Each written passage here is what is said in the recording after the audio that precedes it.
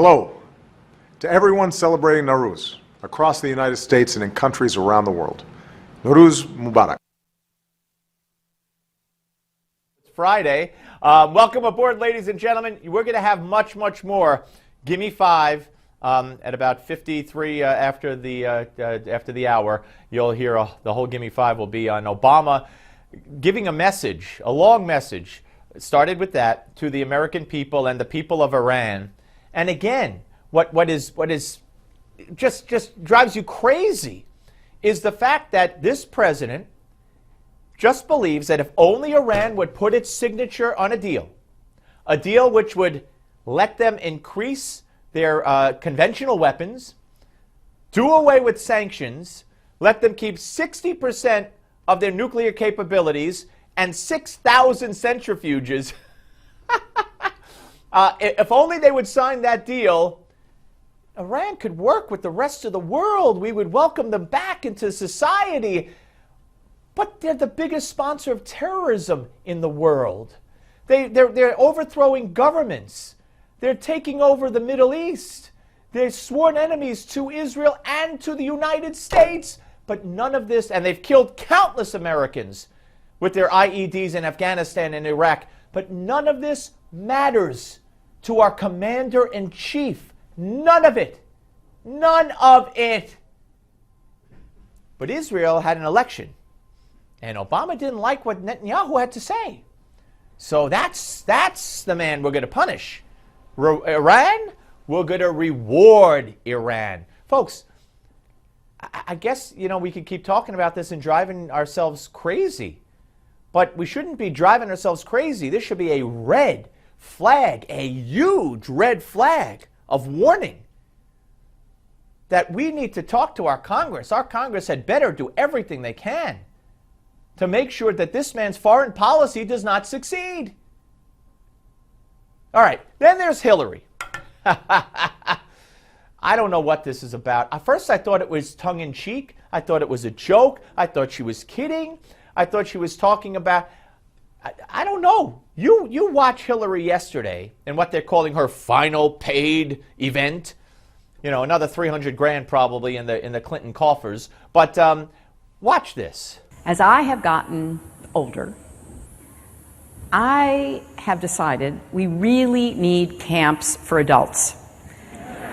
And we need the kind of camps that you all run. I mean, really, where, none of the serious stuff, none of the, life challenge stuff, more fun. I think we have a huge fun deficit in America. See, first I thought it was a joke, but if it was a joke, she'd give us the I don't know if I'm running for president laugh. I don't think it's a joke.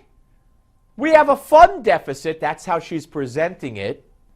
So we need camps for adults. Now, I'm not insinuating she's going to round people up and throw them into camps. No, that's not what I mean. And that's not what she means. I know that.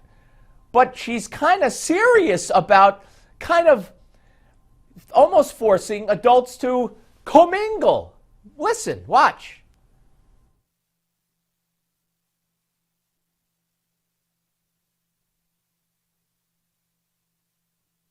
Folks, it's hard to listen and watch when we don't provide you with audio.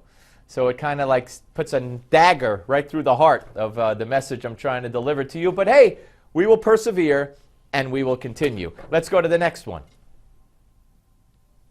And there's no audio there either. All right, you know what? You're just going to have to take my word for it, ladies and gentlemen, because it's Friday and what can we do? All right, but take my word for it. She really did go on with this about how we don't have to have, like red teams and blue teams, but, people don't talk to each other if they don't agree politically, and people don't like to talk to people if they're different from each other. She went on and on with this camps for adults. And when I first heard that she said it, I thought it was, a joke, and people, put it out there, and talked about it because it sounds scary. But it sounded, even though I know she doesn't mean rounding people up in camps, I know that, I'm making that clear, Media Matters and everybody. But she is serious about this kind of forcing, and she has said this before. She has said you can't run a country like ours when, different cable outlets are giving you different versions of the same story. So I think listening to her and knowing what she's about and who she is, I think it's very, very frightening. And you have to take even these little things about a camp for adults, which she may not literally mean, but what that message is all about, and really say, what is she talking about here? Limiting the scope of information, breaking down and doing away, making sure we don't disagree as much as possible, or making sure we agree as much as possible, limiting our choices, limiting our information, making sure we all just get along at what cost, at what expense, at what sacrifice. I think these are questions that really, really you have to ask when it comes to Hillary. A New York City judge yesterday said no, I am not releasing the grand jury testimony from the Eric Gardner so-called chokehold case. And folks, the media coverage I have seen is like, what? He won't release it? You see, it's a cover-up. No. He said there's absolutely no precedent ever in New York City for grand jury testimony to be released. It is never released. It is sealed. It's never made public, and for darn good reasons, which we'll talk about with Roland Martin and some of the other guests during the course of the show. Not the least of which, and Kendall Coffey will be here, not the least of which is protecting witnesses' identities.